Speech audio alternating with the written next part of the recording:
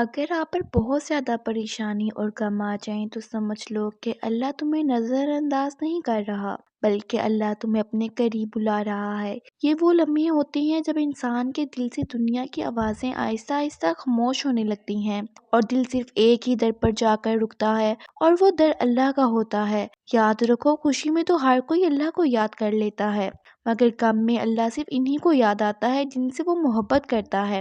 اس لیے جب دل بوجھل ہو، آنکھیں نم ہوں اور سینہ کسی انجانے خوف سے بھرا ہو، تو یہ نہ سمجھنا کہ تم اکیلے ہو، بلکہ یہ سمجھنا کہ اللہ تمہارے دل کی صفائی کر رہا ہے، تمہارے درجے بلند کر رہا ہے اور تمہیں اس مقام کے لیے تیار کر رہا ہے جہاں تمہاری دعا قبول ہونے والی ہے۔ غم اور پریشانی اللہ کی طرف سے سزا نہیں ہوتی، بلکہ اکثر یہ اللہ کی خاص رحمت ہوتی ہے۔ قرآن ہمیں یہ سکھاتا ہے کہ اللہ جس سے محبت کرتا ہے اسے آزمائش میں ڈالتا ہے، کیونکہ آزمائش کے بغیر صبر نہیں آتا اور صبر کے بغیر قرب الہی نصیب نہیں ہوتا۔ ذرا سوچو، اگر ہر دعا فوراً قبول ہو جائے، اگر ہر خواہش فوراً پوری ہو جائے، تو بندہ کبھی اللہ کے سامنے گر گرا کر نہ روئے، کبھی سجدے میں سر رکھ کر اپنے رب سے بات نہ کرے۔ اللہ چاہتا ہے کہ اس کا بندہ اس سے بات کرے، اس کے سامنے اپنے دل کا بوجھ رکھے، اس سے شکایت کرے، اس سے امید باندھے۔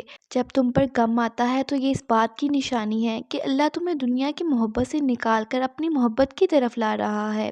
دنیا نے اگر تمہیں دھوکہ دیا، اپنے اگر بدل گئے، راستے اگر بند ہو گئے، تو یہ سب اس لیے ہوا تاکہ تم اللہ کے دروازے پر آ کر کھڑے ہو جاؤ، کیونکہ اللہ کا دروازہ وہ واحد دروازہ ہے جو کبھی بند نہیں ہوتا، جہاں سے کوئی خالی ہاتھ واپس نہیں جاتا۔ یاد رکھو، سب سے گہری دعائیں وہ ہوتی ہیں جو ٹوٹے ہوئے دل سے نکلتی ہیں، وہ آنسو جو رات کے اندھیرے میں بہتے ہیں، وہ سسکیاں جو کسی کو سنائی نہیں دیتی، وہ دعائیں جو الفاظ میں بھی ادا نہیں ہوتی۔ اللہ ان سب کو سنتا ہے۔ اللہ تمہاری خاموشی بھی سمجھتا ہے، تمہارے دل کی زبان بھی جانتا ہے، اس لیے جب تم بول نہ سکو تو دل ہی دل میں کہو، یا اللہ۔ سمجھ لو تمہاری بات پہنچ چکی ہے۔ پریشانی کے لمحے میں شیطان تمہارے دل میں یہ وسوسے ڈالنے کی کوشش کرتا ہے کہ اللہ نے تمہیں چھوڑ دیا ہے، کہ تمہاری دعائیں قبول نہیں ہو رہی، کہ تم اکیلے ہو، مگر یہ سب جھوٹ ہے۔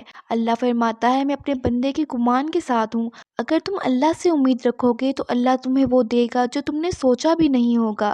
کبھی کبھی اللہ فوراً نہیں دیتا، کیونکہ وہ بہترین وقت کا انتظار کرتا ہے۔ وہ اس لمحے کا انتظار کرتا ہے جب تمہارا دل پوری طرح اس پر بھروسہ کرنا سیکھ لے۔ یہ دنیا امتحان گاہ ہے، یہاں آسانی مستقل نہیں اور نہ ہی مشکل ہمیشہ رہتی ہے۔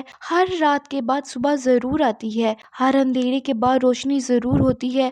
بس فرق یہ ہے کہ اللہ کبھی کبھی ہمیں اندھیرے میں تھوڑا زیادہ رکھتا ہے تاکہ جب روشنی آئے تو ہم اس کی قدر کرنا سیکھ جائیں۔ اس لیے اگر آج تم ٹوٹے ہوئے ہو، تھکے ہوئے ہو، نا امید ہو، تو مایوس نہ ہونا، کیونکہ یہی کیفیت اس بات کی نشانی ہے کہ تمہاری کہانی بدلنے والی ہے۔ نماز کو اپنی پناہ گاہ بنا لو، دعا کو اپنا سہارا بنا لو اور صبر کو اپنا ہتھیار، کیونکہ جو شخص اللہ کے سامنے جھک جاتا ہے، اللہ اس کے لیے دنیا کو جھکا دیتا ہے۔ ہو سکتا ہے آج تمہیں سمجھ نہ آئے، مگر کل تم ضرور کہو گے، یا اللہ شکر ہے کہ تو نے مجھے اس آزمائش سے گزارا، کیونکہ اسی نے مجھے تیرا بنا دیا۔ آخر میں بس اتنا یاد رکھو، اگر تم پر بہت زیادہ پریشانی اور غم آ جائے تو سمجھ لو کہ اللہ تمہیں بھول نہیں گیا، بلکہ اللہ تمہیں وہ بنانا چاہتا ہے جو تم خود کو بھی نہیں بن پاتے۔ بس اس پر یقین رکھو، اس سے جڑے رہو، اس کے فیصلوں پر راضی رہو، کیونکہ اللہ کا ہر فیصلہ چاہے سمجھ آئے یا نہ آئے، تمہارے حق میں ہی ہوتا ہے۔